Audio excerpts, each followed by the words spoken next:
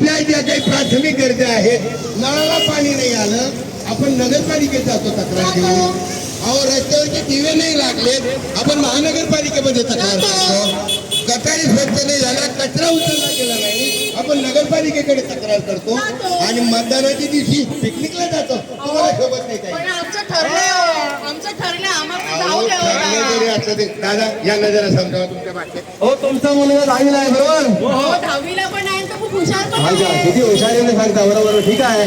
पण मला सांगा 10वीला जर त्याला जास्त मार्क पडले तर पास होणार की नापास? पास होणार. अच्छा आणि कमी पडले तर मार्क्स? नापास. हा मग तसंच आहे. जर तुम्ही एक मतदान नाही केलं तर एखादा चांगला मतदार जो कॅन्डिडेट असेल तर तो हरू शकतो. उमेदवार तुमचं एक मत जर जास्त पडलं तर एक कॅन्डिडेट. म्हणून चोरांना मतदान करू नका, चांगल्या माणसाला मतदान करा. गुंड माणसाला मतदान करू नका, एवढ्या माणसाला मतदान करू नका, चांगल्या माणसाला मतदान करा. आणि मतदान करून तुमचा मताचा अधिकार तुम्ही कायम ठेवा म्हणून मला म्हणायचं आहे. मतदान करा, चांगल्या माणसाला करा. चोर, देशद्रोही, लुटारू, चोर, टॅक्स चोर, पाणी चोर, रोड टॅक्स चोर, ठेकेदारांना मतदान करू नका.